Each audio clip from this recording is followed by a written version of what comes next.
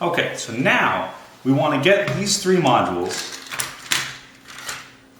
into our shell. These modules should really easily just snap right in here.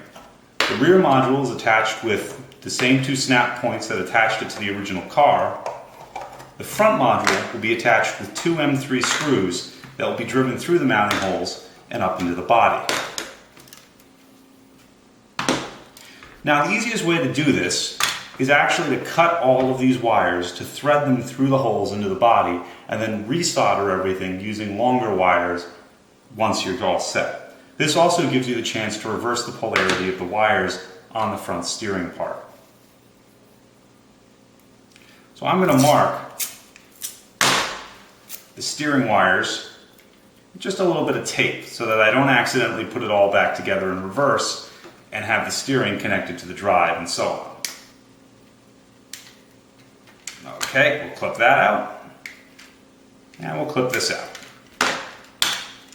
Now ultimately this is not a really high-powered application. There's only 3 AA batteries in here, so you can either twist the wires back together when you're done, or if you want to be really fancy, you can probably solder it.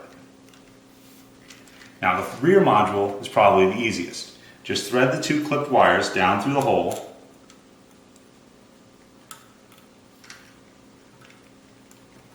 and then clip the module into place into the 2 square holes that are provided.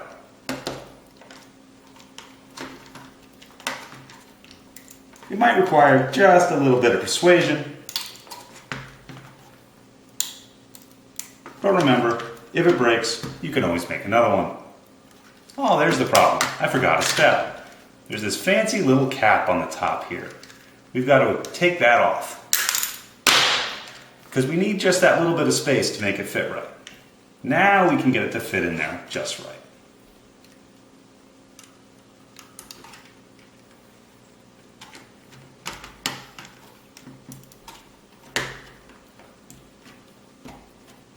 Much better. So now we've got the rear drive module on there nice and secure, with our wires coming into the body. Also, by taking that little cap off, you see we had access to the top of the motor. That allows you to solder new leads directly to the motor. Now for the front. Like I said before, the front is actually going to be put in reversed from what it was in the RC car. The motor and this little high part will fit into this gap that we've made. So flip it over and put it into the space. We don't really need these original screws, but they're kind of annoying to get out. So we'll let them rattle out as the car drives around. The holes we'll be using for attaching are these 2 rear ones. They're going to attach here and here. I'm just going to use some M3 screws that are left over from building my MakerBot, or one of the various upgrades I've gotten since then. We'll screw that all down into place. Now, some people have told me while putting these together that they need to use some washers to improve the spacing, or that the plastic they've printed isn't quite dense enough to hold the screws in place. In that case, you can use longer M3 bolts and drive them all the way down and through to a nut on the other side. So now we have the wheels on this low-power turtle shell racer.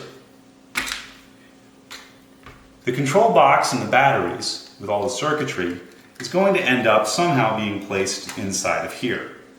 That'll give you fairly good access by reaching in through the front of the turtle to turn the switch on and off.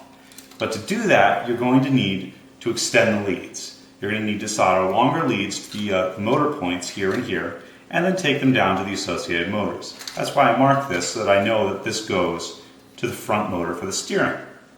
Remember, like I said, for the front motor, you're going to need to reverse the polarity on these 2 connections. So, in essence, the brown wire will need to connect to the red pole, and the red wire will need to connect to the brown pole. Otherwise, your steering will be reversed when you take the car out for a spin. This whole module, once you've got the batteries in, can just pretty much be left floating inside of here. That's because the turtle shell racers are so cool that nobody's going to notice if there's a rattling sound while it's driving around.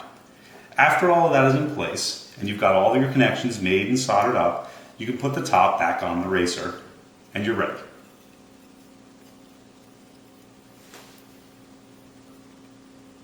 If I remember where, there it is.